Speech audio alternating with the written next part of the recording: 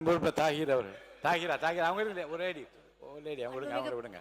மாண்புமிகு பேரவைத் தலைவர் அவர்களே, இன்னைக்கு இவங்க வந்து சொல்றாங்க, நாங்க அதெல்லாம் சொல்லணும் இல்ல. அவைக்கு உறுப்பினர் நான் நீக்கிறேன், அவைக்கு நீக்கிறேன். வேண்டாம் வேண்டாம் வேண்டாம் வேண்டாம் வேண்டாம் வேண்டாம். இப்போ மாண்பு பள்ளிக்கல்வித்துறை அமைச்சர் வேண்டாம் வேண்டாம் வேண்டாம் வேண்டாம் வேண்டாம் வேண்டாம். மாண்பு உறுப்பினர் வேண்டாம். மாண்பு வேண்டாம்னு சொல்ல உடனே மாண்பு உறுப்பினர் மாண்பு ஏவா வேலு அவர்கள் ஏவா வேலு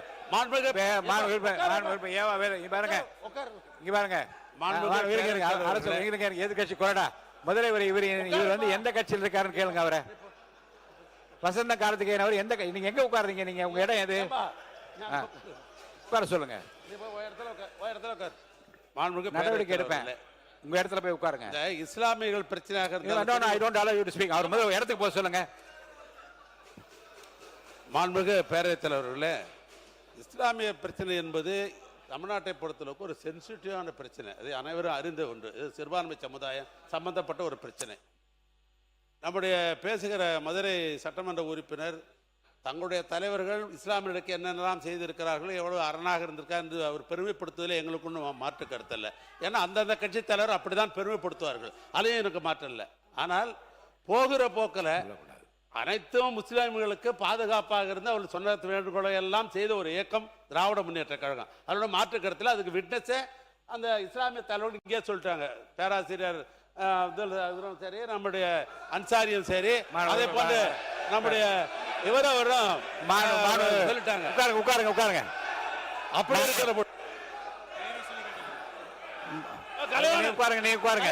இடத்துக்கு போப்போம்.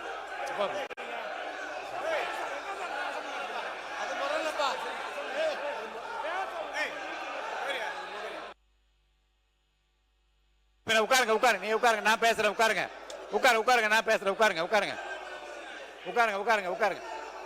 உட்காருங்க நான் பேசுறேன். உட்காருங்க. ஏனுங்க மாணவர் உட்காருங்க. நீங்க உட்காருங்க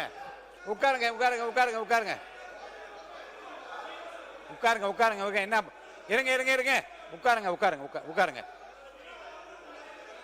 உட்காருங்க எல்லாம் உட்காருங்க முதல்ல.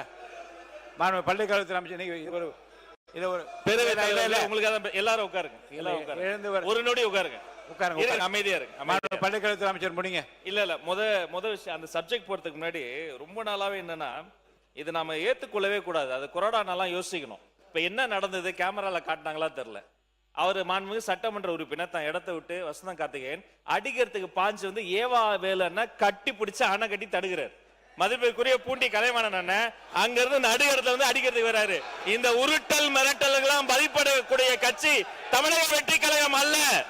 இதை போன்ற நாகரிகமற்று உருட்டுறது மிரட்டுறதுனாலதான் தமிழக மக்கள் தகுந்த தீர்வு கொடுத்து அங்க உட்கார வச்சிருக்காங்க. தொடர்ந்து நான் பாத்துக்கிட்டே இருக்கிறேன். இந்த வேலை எங்ககிட்ட நடக்காது. ஒண்ணு, சபாநாயகருக்கு ஒரு மதிப்பு இருக்கு, சபாநாயகருக்கு ஒரு கண்ணியம் இருக்கு. அவர் எழுந்தா அனைவரும் அமரணும். இப்பவும் இதேதான், இப்பவும் அதேதான். உட்காருங்க, உட்கார்ந்து பேசுங்க. உட்கார்ந்து பேசுங்க. அவர் சபாநாயகர் ஒரு கண்ணியமிக்க பதவி, கொரோனா ஒரு முக்கியமான பதவி. இப்பவும் பாருங்க எழுந்து நின்று உரிமையில பேசுவது இதெல்லாம் நாகரிகம் கிடையாது. இதெல்லாம் கத்து கொடுத்தாங்களா அவங்க தலைவர்கள்? ஒண்ணு. ரெண்டாவது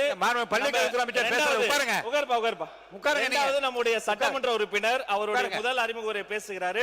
இன்னும் கவனமா உறுப்பினர்கள் பேசும்போது தங்களுடைய கருத்துக்களுக்கு ஆதாரத்தோடு பேசணும். ஆதாரம் கேட்கலாம். ஐந்து முறை அவர் அறிமுக உரையை குறுக்கீடு செஞ்சு 5 முறை பேசிட்டாங்க. அவர் பேசிய கருத்துகளுக்கு இப்ப நான் பேசுனத இப்பெல்லாம் நாகரிகமா பேசாதீங்க. உட்காருங்க. அவர் பேசின கருத்துகளுக்கு ஆதாரம் இருக்கான்னு கேட்கலாம். ஆதாரம் இருந்தா அவர் சபாநாயகர் கிட்ட கொடுக்கலாம்.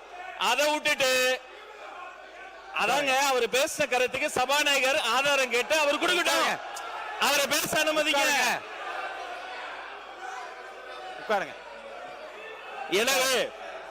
எனவே மாண்புமிகு சபாநாயகர் மூலமா நான் தெரிவித்துக் கொள்வது என்னன்னா, தயவு செய்து அரசியல் கட்சியில் இருக்கக்கூடிய அனைத்து கட்சி உறுப்பினர்கள் சபை மாண்பை முதல்ல காப்பாற்றணும். ஒரு மூத்த உறுப்பினர் ஏன்சாலே எல்லாரும் உட்கார்ந்துடும்.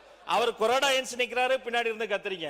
சபாநாயகர் ஏன்ஸ் நிக்கிறாரு, நடு கூடத்துக்கு வந்துட்டு வராரு, இன்னொருத்தர் தடுக்கிறார். இதெல்லாம் முறையல்ல, மரபல்ல.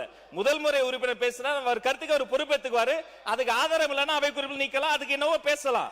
5 முறை குறுக்கீடு செஞ்சுட்டு அவர் ஆதாரம் வச்சிருக்காரா இல்லையா, அது உண்மையா இல்லையாங்கிறத அவர் பேச அனுமதிங்க. அப்புறம் பொறுமையா கருத்தை கருத்தால் எதிர்கொள்ளுங்க. இருங்க, உட்காருங்க உட்காருங்க உட்காருங்க.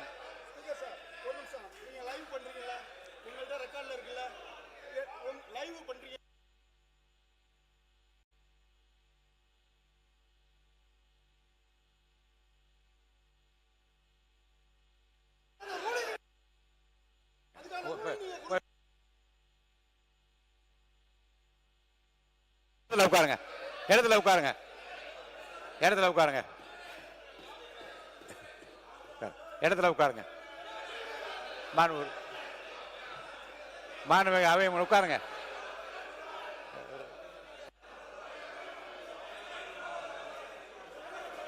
மாண்பு உறுப்பினர் உட்காருங்க, பேசு. மாண்புமிகு அவை முன்னவர், மாண்புமிகு பேரவைத் தலைவர் அவர்களே, உட்காருங்க. நீங்க எல்லாம் உட்காருங்க, தயவுசெய்து உட்காருங்க. எல்லாம் மாண்புமிகு பேரவைத் தலைவர் அவர்களே, உட்காருங்க. இதற்கு ஒரு முற்றுப்புள்ளி வைத்து அவை உறுப்பினர் பேசியது தவறாக இருக்குமேயானால் அதை நீங்கள் அவை கண்டிப்பா உறுதியா நீக்குவேன். அவை முன்னவர் அவர்கள் அதற்கான நடவடிக்கை மேற்கொள்ளும். நீங்க பேசுறீங்களா? மாண்பு உறுப்பினர் கோவி செழியன் அவர்கள். மாண்புமிகு பேரவைத் தலைவர் அவர்களே, அவை முன்னவர் முடித்து வைத்ததற்கு பிறகும் இந்த சிற்றரோடு அவை அடுத்த தொடர் நடவடிக்கை போக வேண்டும் என்பதுதான் எங்களுடைய எண்ணம்.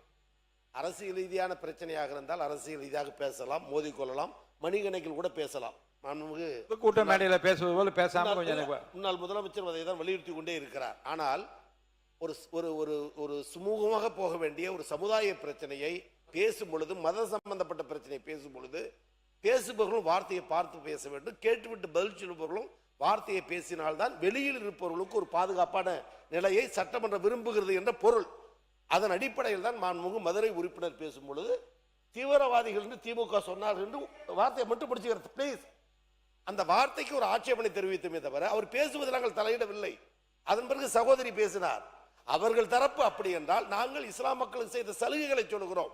எனவே இரண்டும் ஒளிபரப்பாய் கொண்டிருக்கிற நேரத்தில் ஏற்பட்ட இடர்பாடை தவிர தயவு செய்து என்றைக்கும் திராவிட முன்னேற்ற கழகம் இஸ்லாம் மக்களுக்கு பாதுகாப்பாரன் என்பதை பதிவு செய்து அடுத்த கட்ட நடவடிக்கை போகுமாறு கேட்டுக்கொள்கிறேன். நீங்க வந்து உங்க இடத்துல நின்று பேசுங்க.